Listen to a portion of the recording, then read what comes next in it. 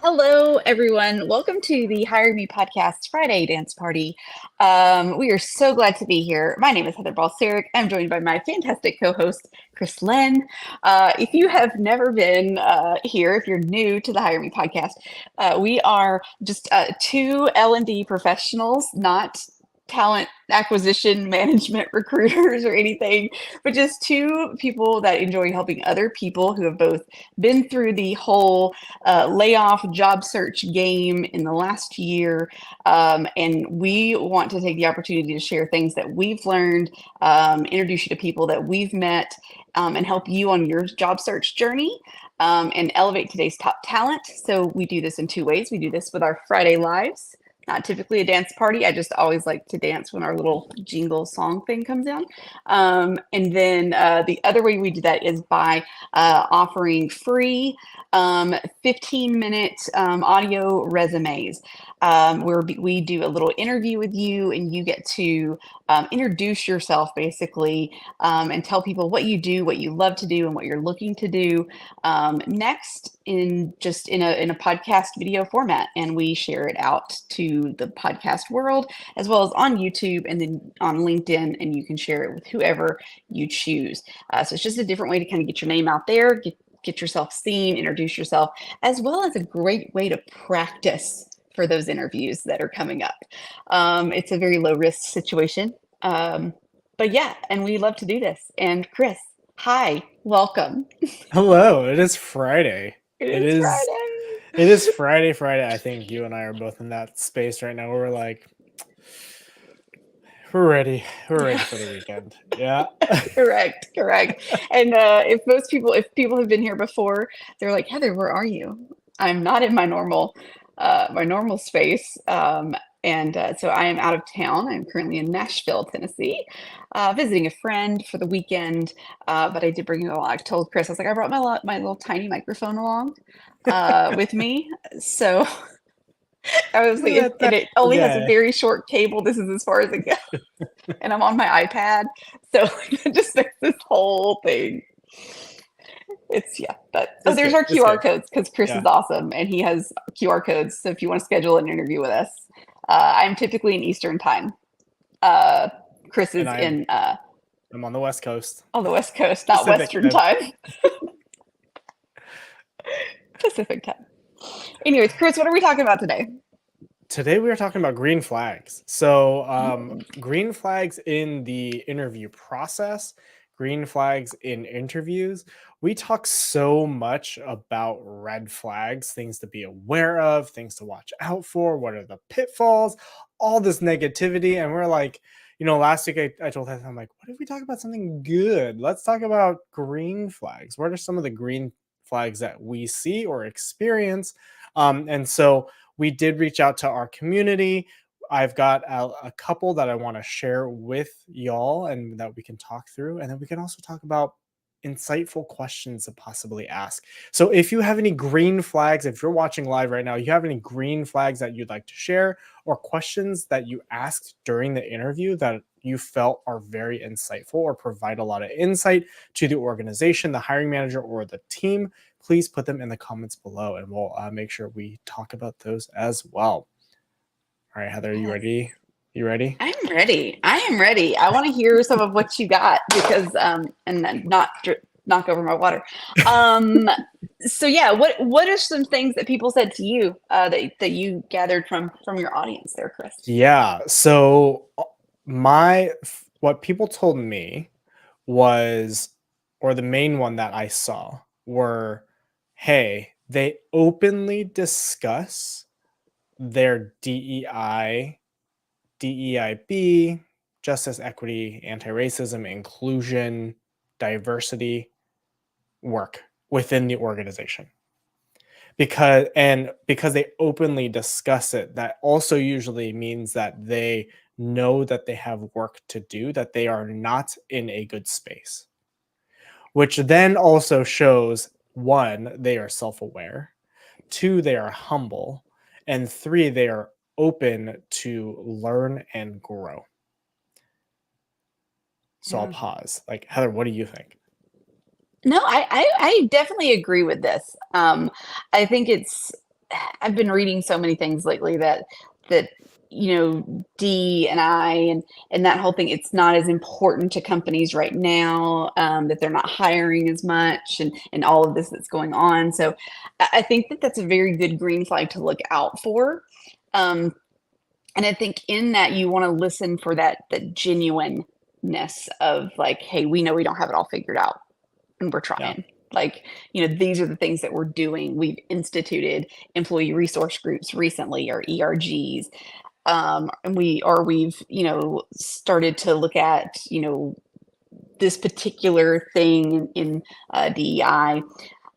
There's another acronym that I learned back in June that they're starting to use in Canada.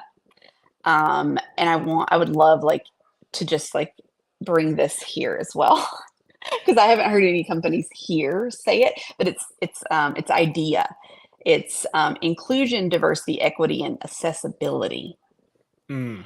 Yep. And I think if you find a company that's also committed to accessibility in terms of that as well, I think that is really key, and that's a very big green flag. Yeah. Especially like for myself, I definitely am a big advocate for neurodiversity and that type of thing, and so it's a key. And so that was something that I looked for when I was looking for a role, is how did that play into kind of their strategy and what did they put out on their websites. And because I think digging into their website too, it's not just what they say, but if you've done your research going into an interview, and then you can ask those insightful questions that say, hey, so I saw on your website that this is a focus. Can you tell me more about what you're doing specifically? And then that can kind of bring out some more of those green flags, or it can tell you, okay, maybe this is a red flag because they don't know, or this answer is not very clear, or you can get that. You can kind of gauge it to whether to say green flag or ooh, maybe a red flag, or maybe just an Yeah. orange flag to say ooh, caution. Yeah. It's so true. The other thing too, right, is along that is the culture of the organization, right? Like I would say 99% of companies out there, right? They have like a mission statement or a purpose statement, and then they have their values, and they often put them on their website. And yet there is a huge disconnect in my experience, also working in like employee experience, between what they put out there and what actually happens within the organization. So that's another like insightful question to kind of pull that information out, be like, hey, I see, I learned all about the values on the website or through the other interviews or wherever you may have learned it. How have you seen that demonstrated here? How is that actually lived out? Or if you want to get it even deeper, if you're comfortable, like where has this maybe not held up within the organization?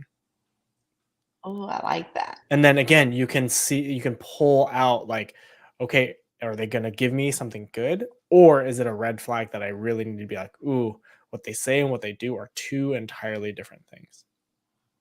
Yeah. I like that you call that out, Chris, as far as the um, like asking them more about their values and such. And that was something when I was looking for a role that after, because we talked last week about mindset shift, and along with that mindset shift for me, it was also kind of, it led me to look at companies differently. And it led me to really dive into, okay, I'm going to apply for this company. This job sounds great. Let me look at the company itself. Let me dive in a little bit deeper. What are their values? What are their mission statements? And so, in particular, where I work now, they put their values on their website and they had videos about them. And it was obvious that they were probably pretty new um, to the company, or had at least been refreshed. And so I asked Mhm. about it, and they had been introduced, like this particular set had been introduced in the past couple of years, and so they're really still in that kind of change management phase of getting the values and the competencies and the leadership competencies across the organization and in really within everything. Hmm. And they were very honest about that. They were like, this is ongoing. We are still learning and growing and figuring this thing out. And for me, that was a green flag. It was like, okay, they're admitting that, hey, you know what? Like we realized several years ago that we needed to do this kind of overhaul, and we've done the overhaul and we're continuing to work through and kind of realigning the business to these things. And that was for me a very big green flag of going, okay, yeah, this is a company that understands where they have weaknesses and they're actively working Yeah. to turn things around and to really be the company that they aspire to be.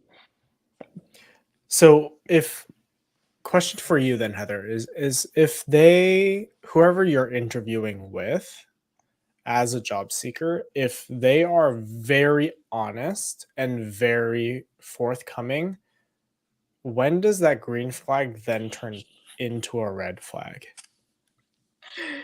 That's a great question. Because I can very much see being like either they're oversharing or like it may indicate something like hey, yes, we admit that we have all these issues, but then it's like, ooh, like you actually need to be aware of like what's going on. Yeah. So I think it a lot of it comes with how the people present it. One interview in particular, and I think too, it kind of depends on the interview. So I asked a lot of these questions when I was in an interview with two people from two different. What is that? What in the world just happened? I have I have no idea where those balloons came from. Do you? I'm sorry. We're gonna take a turn and a pause real quick. What the heck was that, Chris? Do you know? No. Is that is that an iPad thing? I have no idea. Is it like a gesture thing? Because I know like Maybe it's a right, gesture. like Zoom has those like hand gestures, and every time, like every once in a while, like I have no talking with my idea. hands, and I'm then gonna become a I'm gonna I'll get become a the little potato, I guess. icon, right, where it's like, hey, like you're about to like do this gesture. I'm Yeah, like, I don't know what you do, and I'm like, I oh, don't I know don't what know what the these gestures gesture are. I is. put my hands away. No idea. Okay, yeah, I mean, I updated to iOS 17, so maybe it's something in there. I have zero clue, but that was very interesting and very distracting for my ADHD self. Um, Sorry, back to what I was saying is that in the interview where I really did get where I felt like these answers were honest, they were in the interviews where it was more than one person. And so I think that plays a big thing too, because I feel like if there are two people in there that are not from the same department, because this happened to be somebody that was not in my department, and then somebody was on a team that's like in my larger org. And they both gave answers that were very similar. They did not contradict each other, and they did come across very honest. Now, I've asked similar questions in interviews, like one-on-one with people, and it feel like I don't wanna say it's a gut thing, but sometimes it's a gut thing of Yeah. saying like, "Hey, okay, I see where they're going with it. They feels like they're genuine," but at the same time, like, it was very surface level. And so I Hmm. think that's where a green can turn to a red, is if maybe they say, "Oh, yeah, we've got company values, and these are what they are," and maybe especially in a space like we're in L&D, where we're gonna be developing things that and we wanna make sure they align with the company values and things. It's then asking the deeper question of, "Okay, that sounds great. How are those exemplified in your trainings?" Or, "How do you see that in XYZ?" And based on how they say that answer, that is how that flag can turn. Because Yeah. if they come back and they give you something very surface level that feels just very basic and not really an answer, that's when you may need to go, okay, I may need to ask more questions Yep. or go back, or, if I get another interview, figure this part out, you know? But if they come back and say, it's something that we're continuing to work on, like we have a change management plan in place and we're doing XYZ, where they get a little bit more into specifics, that's when it's the green flag, versus Yeah. the surface level red flag. Yeah. That's a great call out. The other, I mean, the fact that they can speak to specifics is huge, right? Um, Not only just being willing to share, but actually speak to the specifics. What are, you just shared like one of the green flags that happened for you. One of the ones that happened for me, as I interviewed for my current position, was the recruiter, and I will give her all the props like every day. Like, and I mean, I still work with her actually, but she is highly communicative.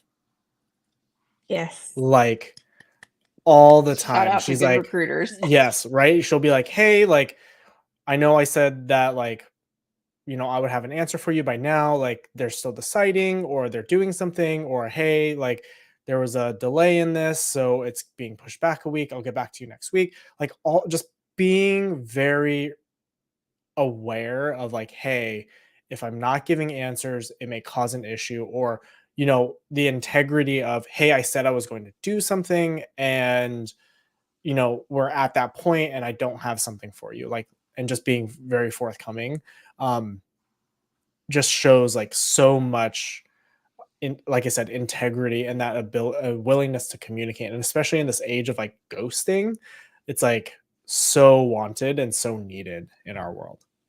Yeah. I think, in that kind of line of questioning we just went through, Chris, about like what's a green flag and how does it turn from green to red?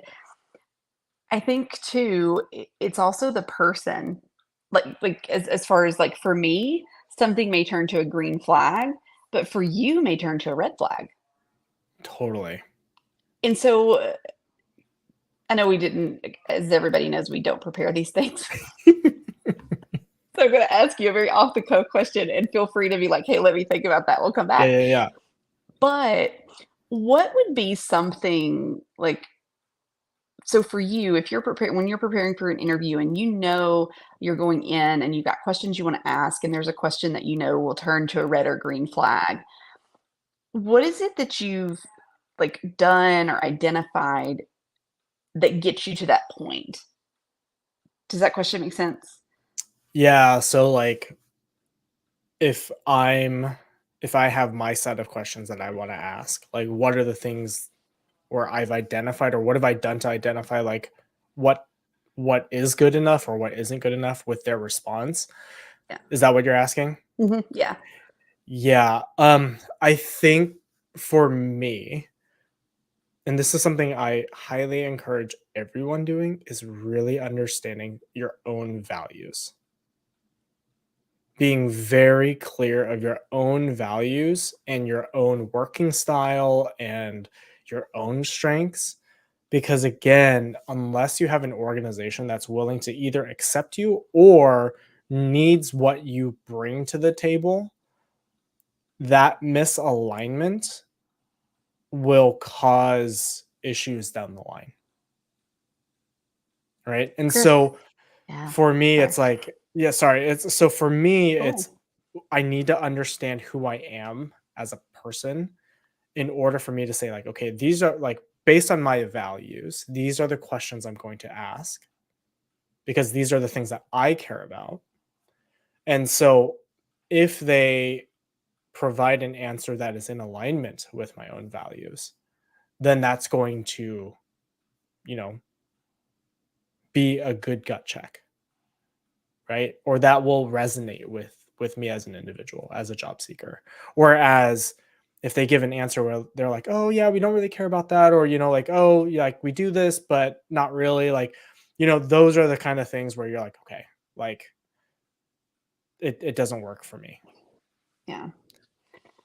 You answered that in the way that I thought you would, and so it's almost like we did prepare, but I swear we didn't, because that's exactly where I wanted you to go with that question. Was that the fact that preparing and knowing what you want, and we've talked about this several times, um, and I'll say this comment, and then I want to get to what Sandy said in the chat, but we've talked about it several times on this live stream of, in preparing to job search, you need to identify what it is that you want. what the values are that you're looking for. Because if you do just start to go out there and spray and pray and apply to everything, then it is going to be very frustrating when you're not getting callbacks, or you're getting callbacks and they aren't what you want, and you're not, and then you're not getting a callback because the interview didn't go well, because guess what? It didn't align with what you wanted. And so you have to take that time, because that's what's going to get you farther in interviews, and it's going to get you lined up with the jobs that are going to be right for you, whether you get the job or not. And so I'm going to want to read Sandy's comment here. Chris, will you share it for me? Because I'm on my iPad and it's just weird. Okay, thank you. Uh, so I got you. Sandy said, sharing a recent green flag. I had a final interview, did not get the job, asked for feedback, and the hiring manager scheduled a Zoom meeting to give me the feedback. I've never actually had a response, let alone a conversation about feedback. It was amazing. The company is now in my top 5 that I want to work for, because he gave me 20 minutes of his time. And he wanted me to know that I did nothing wrong, and they went with an internal candidate, but I was the next in line, and I needed to hear that. Sandy, I'm so thankful for that manager, and I 100% agree. I did have people when I was hiring for my roles. I did have some people ask me for feedback, and I took the time to give it, um, because it is that important. Because I know in my job search that I interviewed for a role, like provided material, like videos and a presentation, and did all that work. And not that they ghosted me, but the communication back was just very sparse and pushing me off. And and then I saw the hiring manager, like, reposted the role on their page, and I was like, "Well, I'm just going to assume that I didn't get it then." And then it was, like, a week later, I finally get the, like, "No thanks" email, and it was from the recruiters. It wasn't an auto-generated email, but she was like, "Let me know if you have any questions," to which I followed up with, "I would love some feedback." Nothing. Nothing. Yeah. So, so I applaud hiring managers that do that. I think that to me speaks volumes about the person that they are, and the company, Yeah. in some form or fashion, but definitely the person. Yeah, 100%. Yeah, the most recent round of interviews that I've done for a position I was hiring for, um, my org, we don't reach out directly to candidates, but I told the recruiter, the same recruiter that recruited me, I'm like, hey, here's the feedback for our final candidates. Please send this along. Let them know this is what we loved about them. This is the areas where we decided, these were the things that caused us to decide not to go with them, right? These were their opportunities that we saw on our end. And so it's so important to provide that. And I think that you and I were both in the job hunt earlier this year, and it has really reflected in how we operate as hiring managers as well. Courtney just added in a something here where she says, I was in a session where someone asked me what I wanted in a role, and it was a realization that I don't know. Something that has been helping is going through the book, What Color is Your Parachute? I've heard of that one. I have not read it yet. The pedal exercise has been very helpful to understand what environment do I want to work in? What people do I want to collaborate with? What are my core values and purpose? Highly recommend. Awesome tip. Thank you so much for sharing that, Courtney. I'll also, not to diminish at anything you just shared with that book, the other one that I highly recommend is UMAP by Kristen Sherry. I've interviewed her personally, and she, right, there's so many tools out there where it's like, here, like, what's your MBTI, like your Myers-Briggs, or like your Strengths Finder, like all of these things. But what she found was like, none of them tell you what to do next with that information. So she aggregated all of those tools where she said, hey, what are the ones that truly give you a good idea of who you are and what you need to do next? And Oh, so she created that book to say, hey, these are the tools I recommend you use. These are the assessments. Now take those assessments and here's what you do. Here's your you map. This is the map of who you are and where you can go. So, uh, Courtney, glad you're adding it to your list. I'm going to add what color is your parachute, even though I'm in a role. Like, I think, again, always like having that self-reflection and knowing thyself is so critical, even if you're in a role. So, I think, and what color is your parachute? I read that years and years and years and years ago. I mean, it's been a very long time. And I can't remember if I finished it or what. I just remember that whenever I got the book, there were all these little bitty pieces of paper and that I had to like break apart to do something with. And so that means I'm going to lose them. Look, there's something else. I have no clue what these things are. do a thumbs up. Wait, do a thumbs up. Do a thumbs up again. Did it work? No. What is? There we go. There it goes. Yeah. But I don't know how I did the balloons. Yeah. So apparently, thanks iPad OS 17. You're so much fun today. I got to figure out how I did the balloons because that was hilarious. But I think, sorry, squirrel. But that meant like I just lost all the little things, and so I never did finish the book. So probably something I should go back and do. But I think knowing yourself is it's all digital now. That's fantastic, Courtney. I'm so glad. That tells you how long ago I read it. But I think it's something that as you go through, even if you have a job, and as you're looking for a job, like doing those kind of things, because once you've done something like that, that's something that you can pay forward. You can then help someone else and give them that, help them find that insight about themselves. Because that's, to me, that's pretty much how like I've found these things and done these kind of things is it's from other people that I've talked to and they're like, oh, like the UMAP thing, right? You're like, oh, well, I know about this UMAP thing. And then that just kind of facilitates the continued conversation, being able to share that with someone else. And then maybe somebody else shares something with you. And that's how these things can grow and spread and people can learn more about who they are and align themselves with the opportunities that are right for them. Yeah, 100%. I don't know. I hope we focused. I don't know if we focused on green flags and insightful questions enough, but I feel like it led us down a great conversation path. So I'm there for it. I mean, Heather, as always, you and I, that's why we don't prepare, right? I mean, we have a set goal or a topic, and then we just kind of go the way that we go. So hopefully you all found it insightful. It's crazy. We're already at time. So I know. How does this happen? It happens every week, Heather. I know. So thank you again so much for watching. Whether or not you're watching live, we've got several people in the live chat right now. And or if you're watching or listening afterwards or after the fact. As always, I'm going to throw some things up here. If you are job hunting and you need a new way or are tired of the same old way of the interview process and you want to stand out, you want to be elevated, schedule some time. I can never figure out where my finger goes over here. I'm wondering though, because I mirrored my camera. So it's in the bottom corner. Yeah. It's in one of these.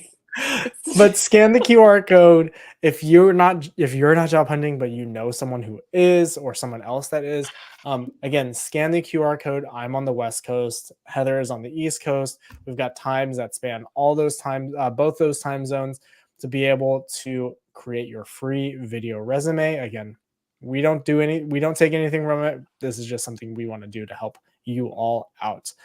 As always, make sure you subscribe to us on LinkedIn and YouTube. We are here. We go live every Friday, and all of the job seekers videos that we post, you can get connected with them, you can network with them, and be connected with your fellow professional job hunters. As always, this is Chris. Joined with me is Heather. And we are. I know. Where's your bubble? Get that bubble up. Maybe. No. No, it doesn't want to do it. But thank you for joining us, and we will see you next time. Bye, everybody.